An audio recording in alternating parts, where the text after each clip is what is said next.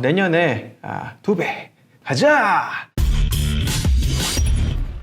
안녕하세요. 사업하는 동네형 이서블입니다. 다시 돌아온 테슬라 이야기, 테슬라의 S&P 500 편입이 발표가 됐습니다. 사실 지난 9월부터 S&P 500에 편입되는 심사를 테슬라가 이제 갔다가 떨어졌죠. 그래서 이 떨어지고 나서 테슬라 주가가 이렇게 쭉 내려왔었어요. 그래가지고 이제 그때 얘기는 사실 S&P 500에서 테슬라가 왜 지수 편입에 실패했는지에 대해서 명확한 입장 표명은 없었어요. 그냥 다만 우리가 추정하건대 너무 주가 변동이 심하다 보니까 좀 리스크가 컸다라고 생각했던 것 같아요. 근데 결국 이제 성공을 했고, 테슬라의 S&P 500 진입은 뭐냐면 미국을 대표하는 500개 회사 중에 하나가 됐고, 이제는 더 이상 잡주가 아니다.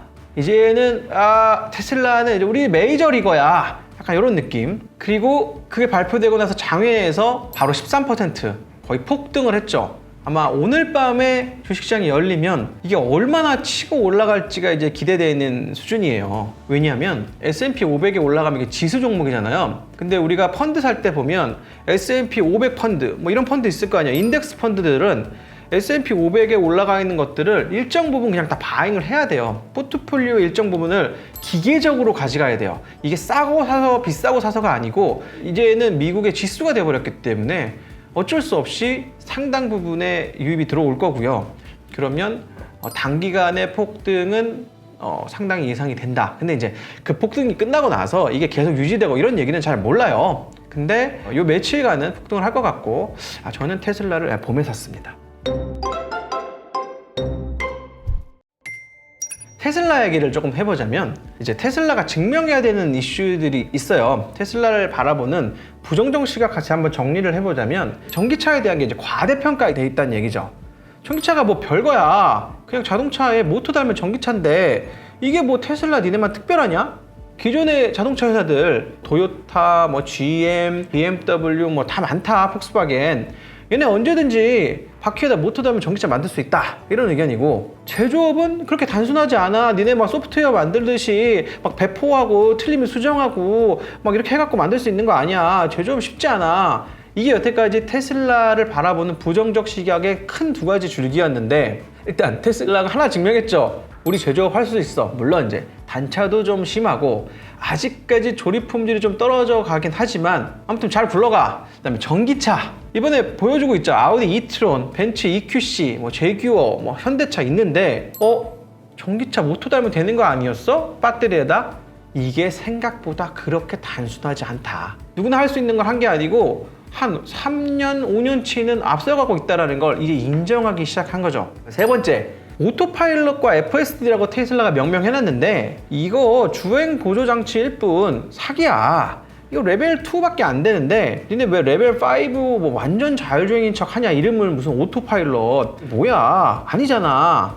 이런 얘기가 있는 건데, 테슬라가 9월 23일 배터리 대회를 하고 한 달 뒤에 내가 새로운 자율주행을 보여줄게 하고 미국에서 실제로 보여줬어요. 이제 시내에서 하는 자율주행의 베타 테스트 버전을 보여줬는데, 이제 유튜브에 보면 이제 많이 올라와 있는데 거의 이게 굉장히 신기할 정도로 일단 운전을 잘한다 라는 거고, 이제 아직 완전하진 않지만 계속 러닝을 하고 있다 라는 건데, 제가 테슬라를 타보고 정보를 추적해보면서 느끼는 게 뭐냐면, 우리가 원래 자율주행이라는 걸 겪어보기 전에는 자율주행을 이렇게 생각을 했어요. 상황을 파악하고 차가 간다 라고 생각을 했고, 그래서 완벽하게 통제된 상태가 아니면 결국 자율주행이라는 건 허구고 구라에 가깝다.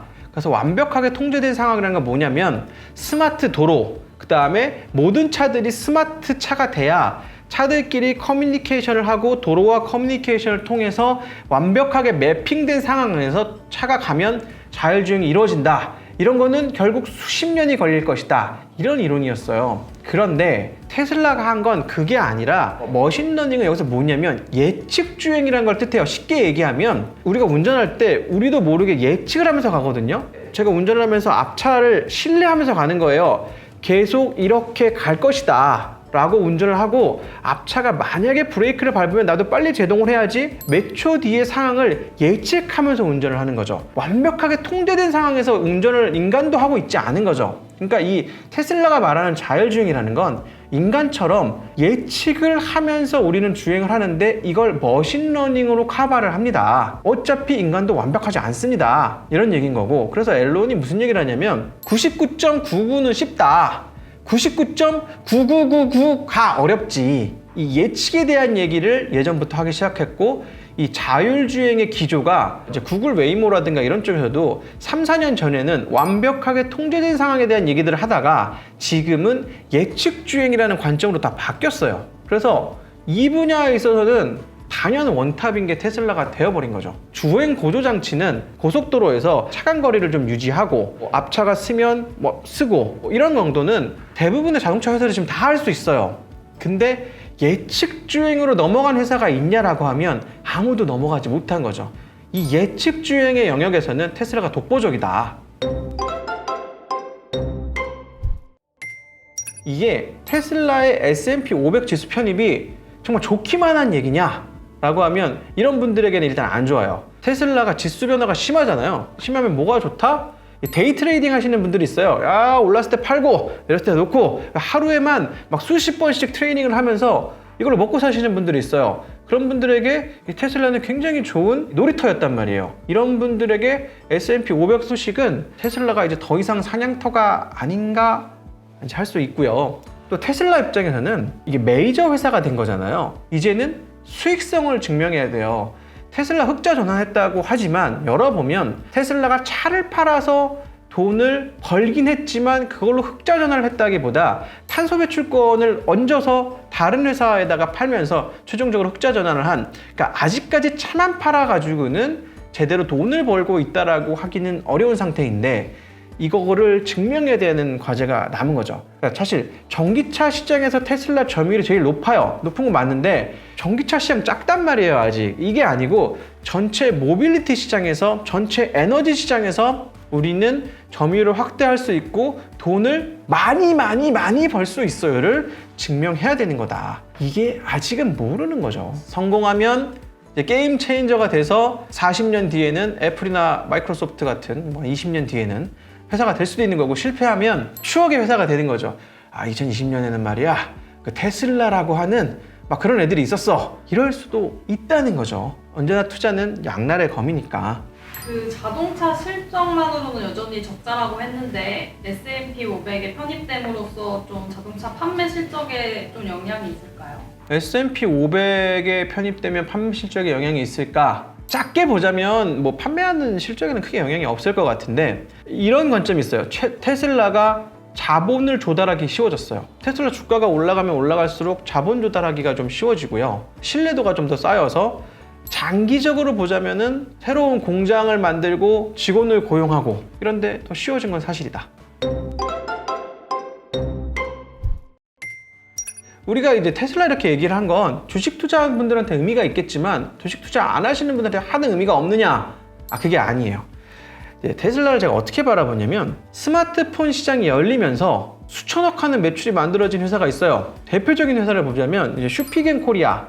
슈피겐코리아 잘 모르실 거예요. 주로 매출을 어디서 많이 하냐면 북미 시장에서 많이 합니다. 뭘 파냐면 아이폰, 갤럭시, 폰 케이스, 액정 보호 필름, 이건 부가적인 액세서리 이런 거 만들어서 파는데 그런 거 뭐 10,000원짜리, 20,000원짜리 이런 거 파는 거 아니야? 슈피겐코리아가 올해 예상되는 매출액이 4천억이 넘어요. 작년에 3천억을 이미 돌파했고 올해 이런 상황에서도 4천억 내외로 할 걸로 보이는데 그럼 수익성이 작냐? 영업이익률이 20%를 넘습니다. 그러니까 슈피겐코리아는 올해 4천억 매출을 하고 영업이익을 한 900억 정도를 달성할 걸로 보여요. 이런 회사가 게임이 체인지가 되는 순간 10년 만에 만들어지기도 하는 거예요. 그러니까 뭐냐면 내가 전기차를 만들고 자율주행을 하고 스마트폰을 만들고 스티브 잡스가 될 수 있고 이러지는 않을지 몰라. 대부분의 사람은 그렇지 않으니까.